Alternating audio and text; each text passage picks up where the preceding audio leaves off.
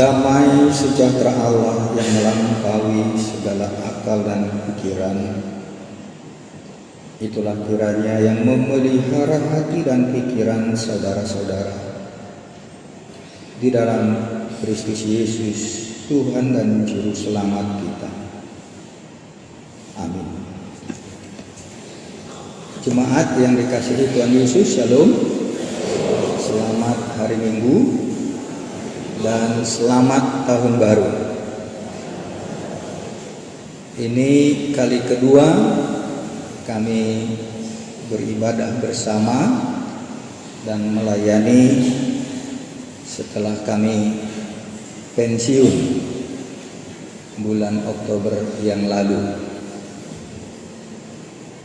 Mungkin masih ada yang belum mengenal dengan baik setelah kami pindah mutasi ke Papua dari jemaat kita ini tahun 2012. Nama saya Pendeta Bernard Siagian, Inang, di sini Boru Butaur. 3 anak yang dikaruniakan Tuhan, 2 anak laki, 1 anak perempuan, tapi belum ada yang menikah. Kami baru pensiun bulan Oktober yang lalu dari HKBP Resort Maranatha Medan. Karena kami sudah pensiun, maka sudah kami punya banyak waktu untuk berkunjung ke jemaat-jemaat yang kami pernah melayani. Itulah kehadiran kami Amanginang, khususnya untuk Jambi ini.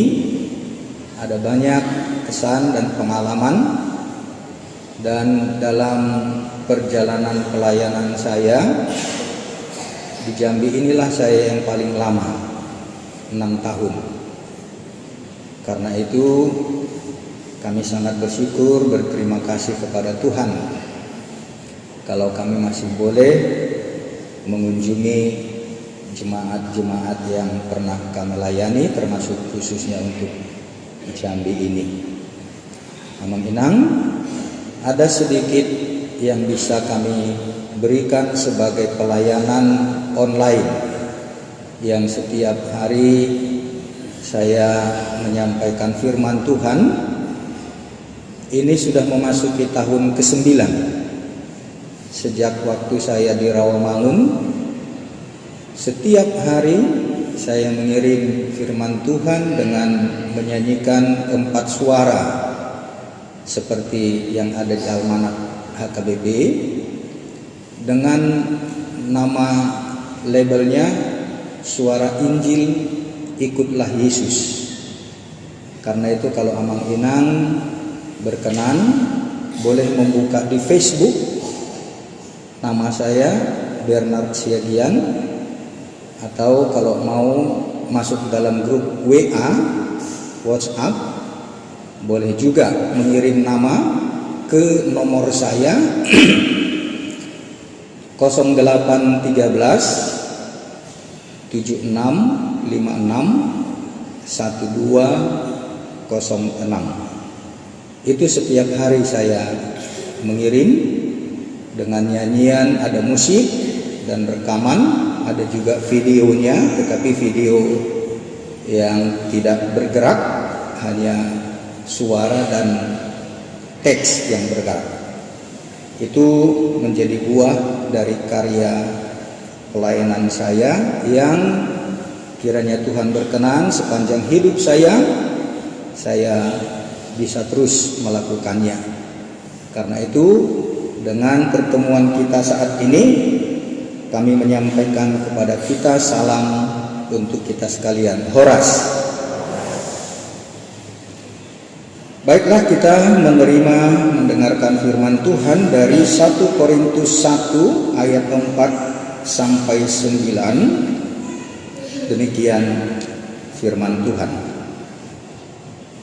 Ucapan syukur. Aku senantiasa mengucap syukur kepada Allahku karena kamu.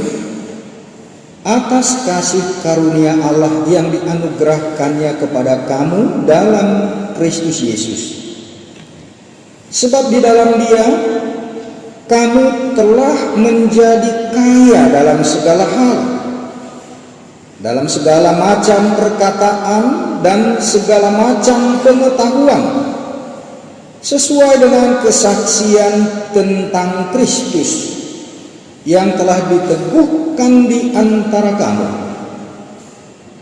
Demikianlah kamu tidak kekurangan dalam suatu karunia pun, sementara kamu menantikan penyataan Tuhan kita Yesus Kristus. Ia juga akan meneguhkan kamu sampai kepada kesudahannya, sehingga kamu tak bercacat pada hari Tuhan kita Yesus Kristus. Allah yang memanggil kamu kepada persekutuan dengan anaknya Yesus Kristus Tuhan kita adalah setia. Demikian firman Tuhan. Bapak Ibu Saudara yang dikasihi Tuhan Yesus, dalam mempersiapkan sebuah solusi untuk masalah yang sedang dihadapi oleh jemaat Korintus, karena terjadi perselisihan, pengelompokan, dan bahkan cenderung perpecahan di tengah-tengah jemaat, Rasul Paulus terlebih dahulu menyatakan mengucap syukur kepada Tuhan. Itulah sebagai pembukaan suratnya, teks perikop firman Tuhan bagi kita hari ini. Dia mendapat kabar bahwa jemaat Korintus terjadi perselisihan karena ada kelompok-kelompok. Ada orang-orang yang datang membawa kabar Injil tetapi membawa dirinya sendiri untuk membawa orang-orang berkelompok, berminat, simpati kepada dirinya. Dan itulah yang membuat gelisah dan rasa cemas, bahkan kecewa Rasul Paulus setelah dia meninggalkan jemaat tersebut. Hati Paulus gundah karena mendapatkan kabar jemaat di Korintus yang tadinya begitu baik dia layani. Dia memberitakan Injil sehingga berdiri jemaat di Korintus, tetapi setelah dia tinggalkan ternyata datang lagi pengkhotbah, pengajar-pengajar yang lain yang menarik simpati jemaat kepada dirinya masing-masing. Karena itu ada yang mengatakan ada kelompok Apolos, ada kelompok Petrus, ada kelompok Kefas, ada kelompok Paulus. Dan itulah yang menjadi kegelisahan hati Paulus, karena dia datang membawa Injil pertama sekali kepada jemaat Korintus, sungguh tidak ada mencari kepentingan diri sendiri. Dia dengan tulus hati sungguh-sungguh hanya memberitakan Injil, tidak mencari simpati untuk membuat orang jadi mengagumi dan mengkultuskan dirinya. Tetapi kemudian datang pengajar-pengajar setelah dia yang mendatangkan kekecewaan sedemikian bagi Paulus. Inilah yang membawa dia kepada sebuah kesimpulan, dia harus membawa kabar baik kepada jemaat Korintus dengan mengatakan mengucap syukur. Ibu bapak, dari apa yang disampaikan oleh Paulus pembukaan suratnya, perikop kita pada hari ini juga mengajak kita untuk belajar mengucap syukur dalam segala hal, bahkan dalam permasalahan pun, dalam perselisihan, bahkan mungkin dalam konflik-konflik yang terjadi di tengah-tengah kehidupan kita, dalam perbedaan-perbedaan pendapat, dalam perselisihan, kita perlu belajar mengucap syukur. Tetapi kiranya janganlah menjadikan perpecahan di tengah-tengah jemaat, apalagi di tengah-tengah keluarga, yang akhirnya itulah yang fatal. kalau sampai terjadi perkataan atau bahkan tindakan cerai. Mengenang saudara-saudara, siapalah kita dalam rumah tangga yang tidak punya masalah?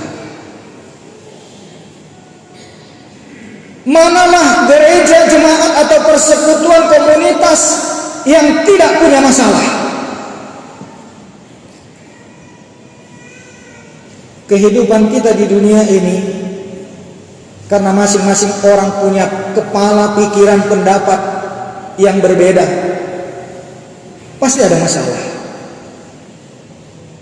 Bahkan anak kembar sekalipun bisa terjadi ketidakcocokan.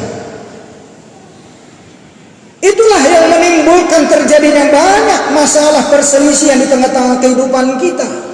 Begitu banyaknya manusia, ya demikianlah pemikiran, pendapat, dan sikap. Dan itulah realita kehidupan kita sebagai manusia. Kita bukan diciptakan Tuhan seperti robot yang bisa di-setel menjadi sama, satu pikiran, seragam. Tetapi Tuhan memberikan pikiran masing-masing, pengalaman dengan latar belakang pribadi yang begitu beragam. Karena itu pola pikir kita pasti akan berbeda, pendapat kita juga bisa berbeda. Itu yang bisa membuat perselisihan. Tetapi bagaimana kita sebagai orang Kristen menyadari bahwa dalam segala keberagaman, perbedaan, bahkan perselisihan pendapat itu, jangan mengambil keputusan untuk berpisah. Tetapi belajarlah untuk mengenal orang lain, menerima pendapat orang lain, dan memahami perbedaan itu sebagai sebuah kekayaan. Terutama karena kita sebagai orang Kristen, sebagai gereja, sebagai tubuh Kristus, sebagai anak-anak Tuhan. Karena itu standar bagi kita dalam perbedaan pendapat, perselisihan yang terjadi. Bahkan dalam hubungan suami istri, kita harus mengingat bahwa kita adalah satu di dalam Kristus. Satu tubuh, sebagai keluarga Allah, sebagai anak-anak Allah.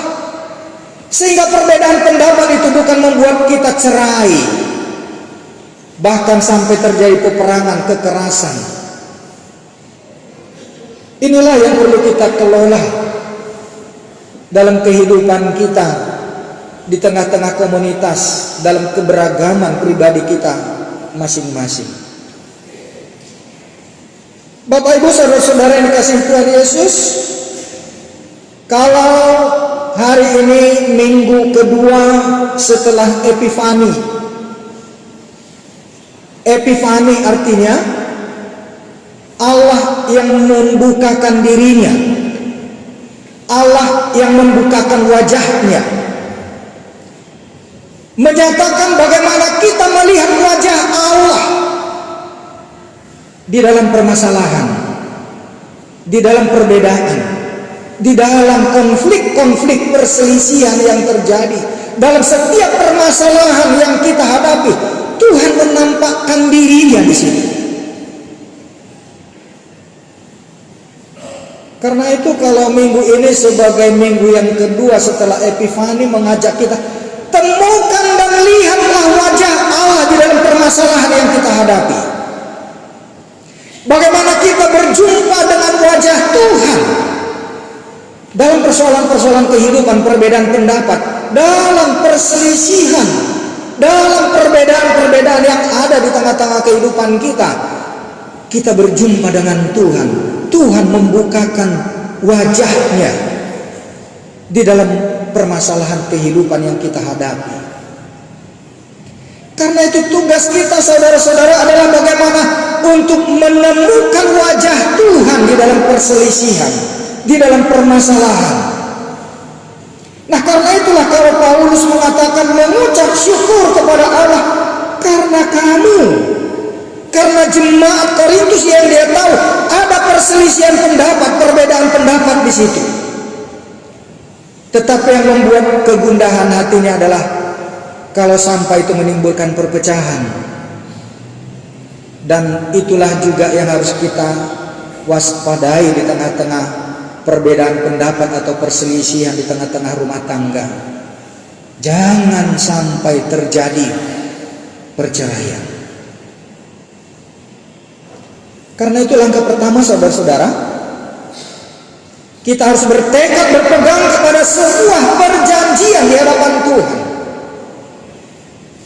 Bahwa kita sudah berjanji di hadapan Tuhan. Kalau kita mau mengingat saudara-saudara, dari sejak kita kanak-kanak dibawa baptis oleh orang tua kita, atau mungkin kita membawa anak-anak kita yang belum tahu apa-apa ketika bayi untuk dibaptis, kita sebagai orang tua berjanji kepada Tuhan, kita berjanji. Meningkat lagi sampai untuk CD, maka tidak kok kaporsiaun. Kita berjanji di hadapan Tuhan. Naik lagi meningkat kepada pernikahan. Inilah yang paling krusial. Kita berjanji di hadapan Tuhan. Apalagi kalau sampai seperti kami dalam menerima tahbisan, berjanji di hadapan Tuhan. Janji itulah yang mengikat kita. Ketika kita sudah berjanji di hadapan Tuhan, fokuslah kepada janjimu. Jangan lihat kepada kiri kanan. Jangan lihat orang lain. Lihat kepada dirimu. Karena engkau yang sudah berjanji kepada Tuhan. Ibu bapak, inilah membuat sebuah kekuatan dalam liturgi pernikahan kita, khususnya di HKBP. Saya perlu menjelaskan ini dengan baik kepada kita. Kenapa HKBP tidak menerima perceraian bahkan kalau sudah diputuskan oleh pengadilan?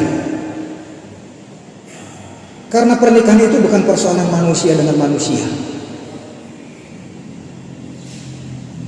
Pernikahan di HKBP, ketika kita berdiri di altar ini sebelum kita menerima berkat Tuhan, aku yang berjanji dengan Tuhan, istriku yang berjanji dengan Tuhan, bukan aku dan istriku yang berjanji. Itulah bedanya dengan gereja teman-teman kita, terutama dari Calvinis. Pernikahan di tengah-tengah gereja Calvinis itu adalah laki-laki dan perempuan yang berjanji. Tapi kalau di HKBP, itulah waktu martupul.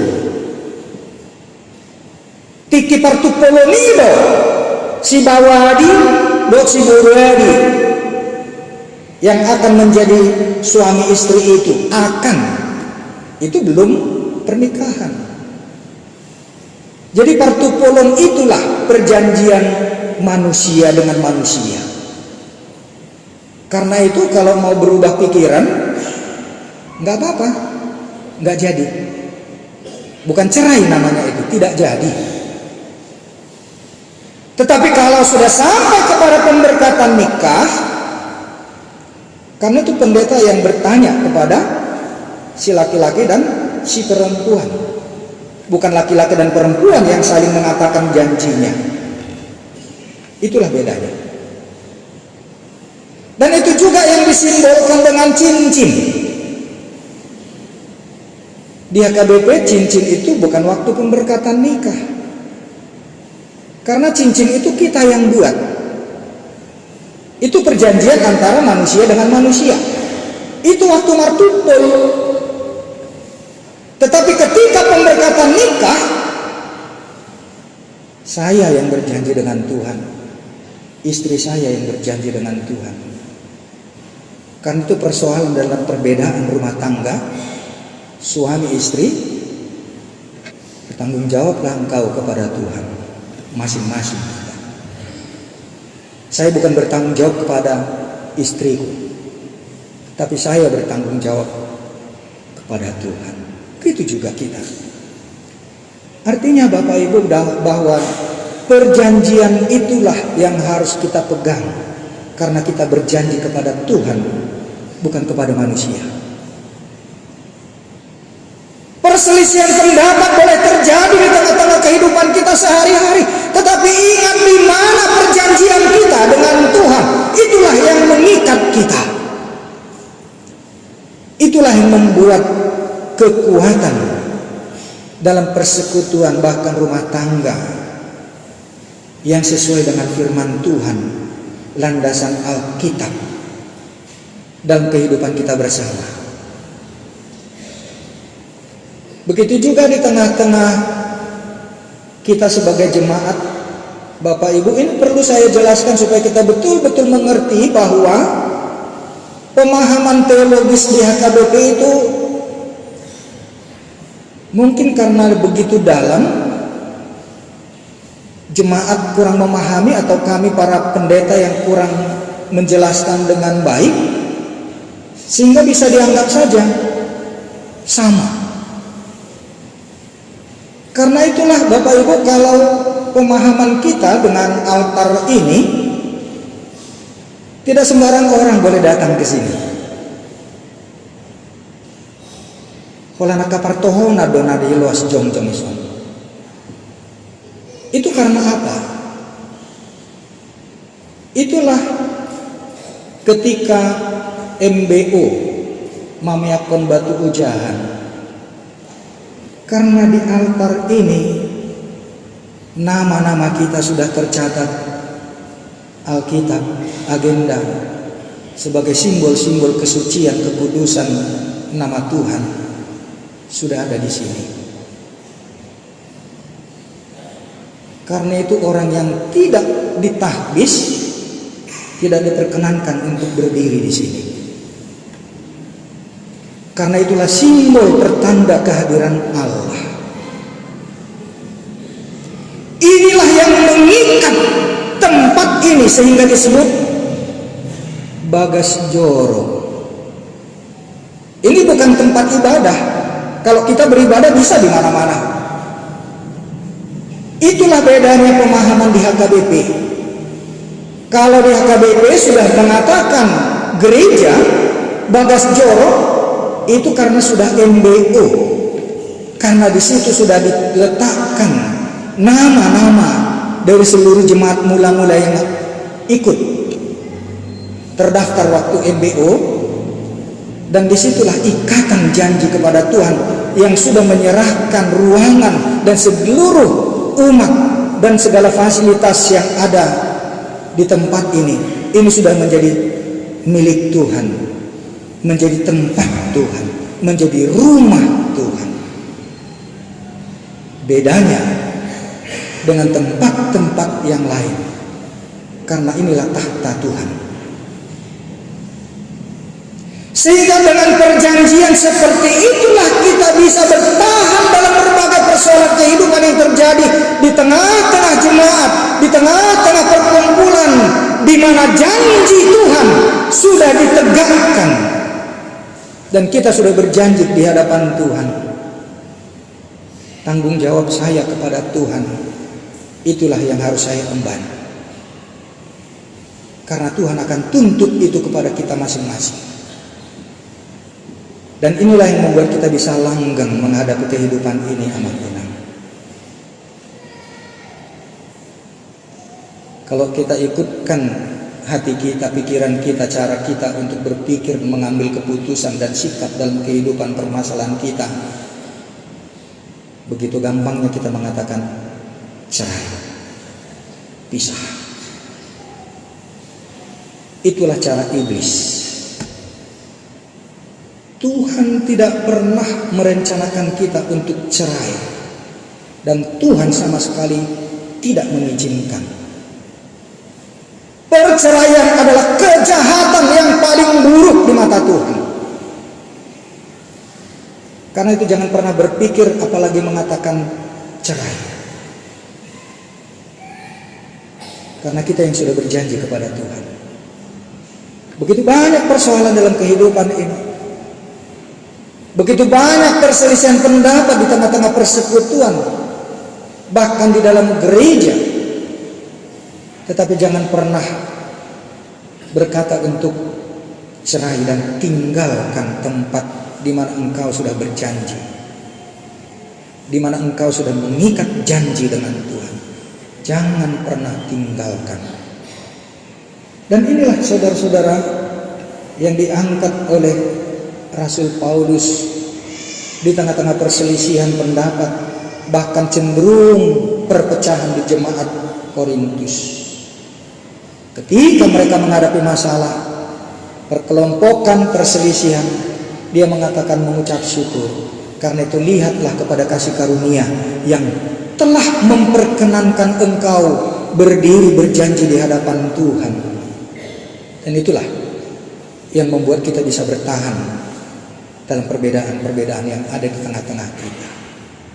Demikian juga terutama dalam rumah tangga pernikahan kita. Hanya kematian yang boleh menceraikan kita. Selain kematian, Tuhan tidak berkenan. Karena itu Bapak Ibu Saudara-saudara, bagaimana kita memahami kasih karunia Tuhan ketika kita berhadapan dengan masalah dalam hidup ini, dalam rumah tangga. Tetapi Tuhan yang lebih dahulu sudah menyediakan jalan keluar. Dia sudah menjadikan dirinya sebagai tumbal atas setiap permasalahan kita, supaya kita jangan saling menggugat, saling menuntut satu dengan yang lain.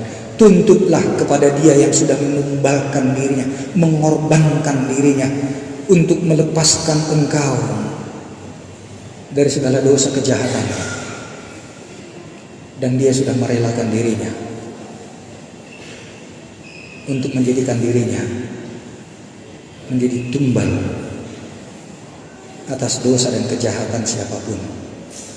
Itulah yang membuat kita boleh bertahan dan bersyukur. Itulah kekayaan kasih karunia Allah yang mempertahankan kita hidup bersatu senantiasa sebagai orang-orang yang sudah mendapatkan kasih karunia Allah.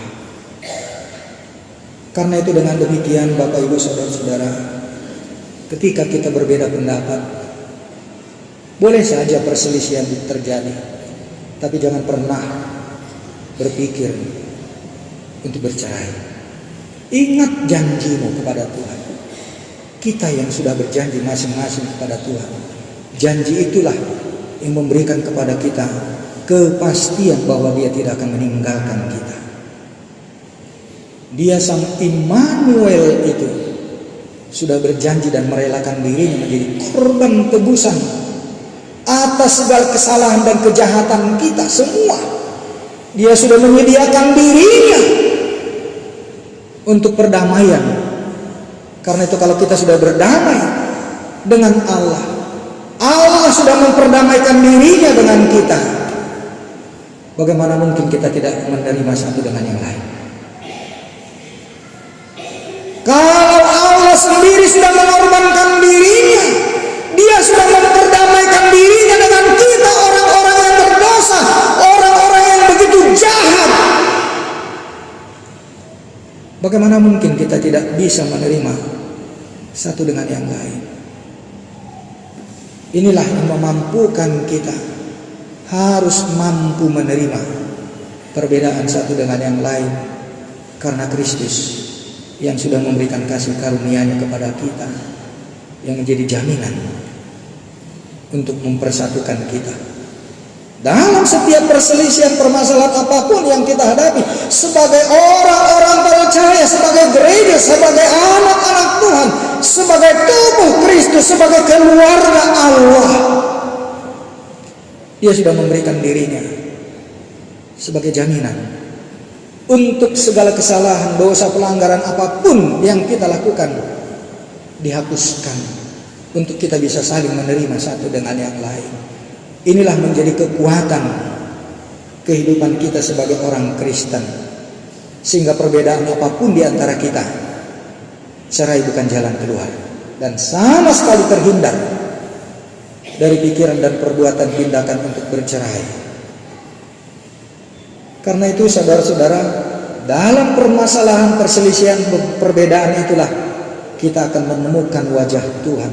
Disitulah Tuhan membukakan wajahnya, menampakkan kasih karunia-Nya kepada kita.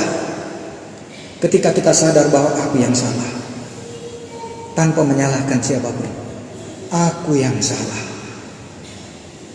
Demikianlah Tuhan bisa memperdamaikan kita satu dengan yang lain, sehingga kita boleh berjumpa dengan Tuhan, bahkan bersyukur dalam setiap perselisihan pendapat apapun, untuk membuat kita semakin dewasa, semakin diperkaya oleh pengenalan kita satu dengan yang lain dalam perbedaan apapun yang ada di antara kita. Disitulah kemampuan sebagai orang-orang percaya, karena roh Tuhan ada bekerja di dalam hidup kita. Roh yang satu itu menjadikan kita mampu bertahan dalam berbeda-beda pendapat di tengah-tengah kehidupan kita sebagai umat manusia. Tuhan memberkati. Terima kasih Bapa di surga untuk kasih-Mu yang senantiasa menyatakan diri-Mu, mengungkapkan wajah-Mu di tengah-tengah perbedaan pendapat, bahkan perselisihan yang ada di tengah-tengah kehidupan kami. Kami diingatkan juga tentang janji kami kepada Tuhan yang mengikat kami. Itulah yang memampukan kami dan menolong kami dalam perbedaan-perbedaan perselisihan apapun di tengah-tengah kehidupan kami. Pandanglah kami Tuhan dari tahta kerajaan kemuliaan.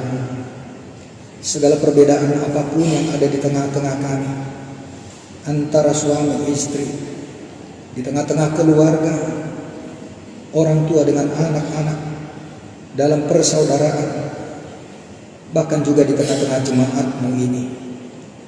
Ketika kami berhadapan dengan orang yang berbeda pendapat, cenderung kami Tuhan mencari pembenaran diri dan menyalahkan orang lain. Tetapi ketika kami melihat ke hadapan-Mu, bahwa kami di hadapan Tuhan adalah orang-orang yang telah diampuni, orang-orang yang bersalah pelanggaran-pelanggaran kami, tetapi Engkau telah mendamaikan diri-Mu dengan kami. Disitulah kami Tuhan diingatkan bahwa kasih karunia-Mu lah yang memperkaya kami, memandang kasih karunia-Mu sebagai anak-anak Tuhan. Jadikanlah kami kaya oleh perbedaan kami. Di dalam Kristus kami Engkau persatukan, sehingga apapun perbedaan di tengah-tengah kami tidak memecah belah, tetapi justru memperkaya kami. Biarlah kami juga belajar bijaksana dalam konflik yang terjadi di tengah-tengah keluarga, dalam pekerjaan kami dengan teman-teman sekerja. Demikian juga Tuhan di tengah-tengah jemaat-Mu. Jadikanlah kami semakin dewasa, mengerti tentang perbedaan pendapat, sebagai saat di mana kami juga harus berjumpa dan melihat wajah Tuhan. Pelihara kami Tuhan dalam pengharapan yang senantiasa mengarah kepada Kristus yang telah mempersatukan kami dengan Allah. Pandang kami Tuhan dari tahta kemuliaan dalam belas kasihan dan kemurahan. Urapi setiap hamba-hamba Tuhan yang melayani di tengah-tengah gereja, dan jadikanlah setiap ucapan, kata-kata, khotbah, pelayanan yang dilakukan oleh para hamba Tuhan mempersatukan jemaat-Mu dalam segala perbedaan, sehingga seluruh umat Tuhan boleh dipelihara dalam kasih karunia dan cinta kasih Tuhan. Biarlah kami Engkau pulihkan dalam berbagai kesulitan permasalahan yang terjadi dalam kehidupan kami satu dengan yang lain.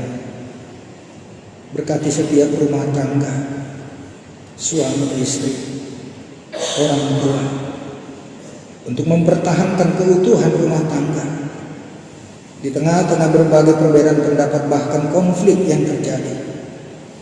Pelihara kami Tuhan dalam belas kasihan, dan nyatakanlah wajah-Mu ketika kami juga melihat perbedaan di tengah-tengah kami.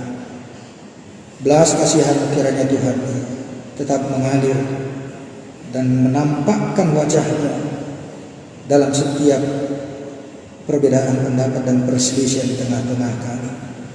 Terima kasih atas firman-Mu pada hari ini. Berkatilah setiap hati yang sudah terbuka dan dijamah oleh kebenaran firman Tuhan untuk boleh dipulihkan dalam persekutuan kasih di tengah-tengah kehidupan bersama. Berkati setiap rumah tangga yang cenderung mengarah kepada perpecahan dan perceraian. Pulihkan Tuhan. Atas belas kasihan, kasih karunia-Mu, kami semakin diperkaya dalam segala hal yang baik karena Tuhan Yesus. Terpujilah Engkau dalam nama Tuhan Yesus. Amin.